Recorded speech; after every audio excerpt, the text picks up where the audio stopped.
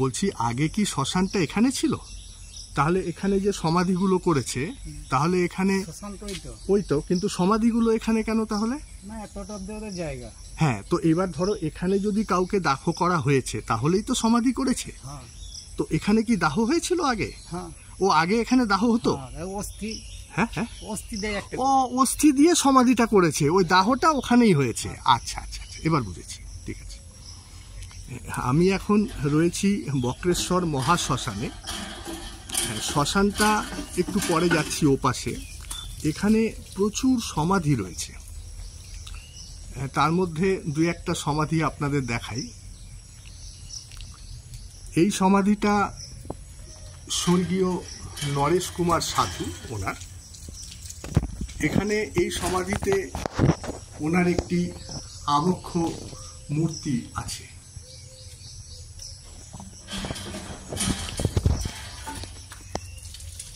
এই শ্মশানের আশেপাশে প্রচুর আশ্রম রয়েছে,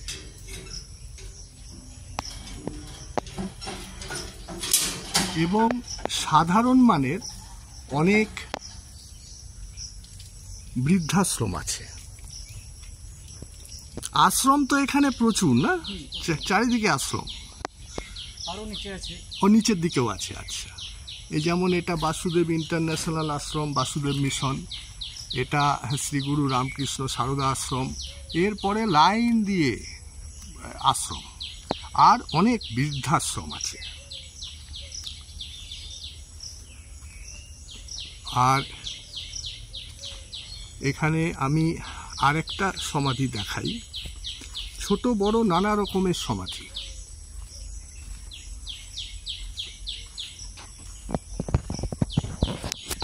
এই সমাধিটা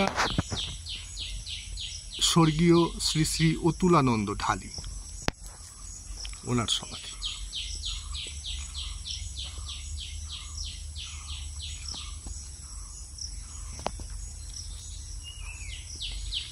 এই সমাধিটা স্বর্গীয় বিশ্বজিৎ দে, ডাকনাম বাবু, ওনার একটি ফ্রেমে বাঁধানো ছবি রাখা আছে,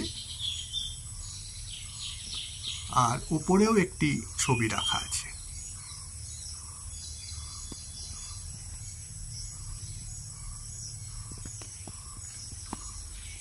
আমি এখন যেখানে দাহ হয় একটু ওপাশে, ওখানটা একটু দেখতে যাব। ওইটা যদি ব্যস্ত থাকে তখন কি এইগুলোতে হয়? মানে ওইটা যদি বেশি ও কেন এটাতেই হয়ে যায় নাকি? ও এটা ইয়েগুলো ভালো না, চুলাগুলো ভালো না। ও ভালো, হ্যাঁ কি চাই? ও ও ওই জন্য এগুলো পরিত্যক্ত। আচ্ছা, এখানে তো অনেকগুলো আছে, একটা দুটো চারটে। ও এগুলোতে কেউ আসে না তাহলে? ও এটাতে তাড়াতাড়ি হয়। আচ্ছা, আমি এখন বক্রেশ্বর মহাশ্মশানে রয়েছি, একটা দাহ হচ্ছে।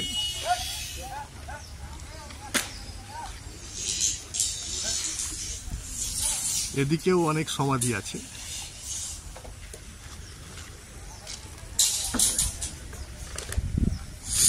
একটা ব্যক্তিগত কথা বলি। আচ্ছা, এটা তো বক্রেশ্বর নদী, এটা বক্রেশ্বর নদী। হ্যাঁ, এটা বক্রেশ্বর নদী। এই বক্রেশ্বর নদীর পাড়েই শ্মশানটা। একটা ব্যক্তিগত কথা বলছি, আমার বাবাকে এখানেই দাহ করা হয়েছিল, আমারও তাই এখানেই ইচ্ছে।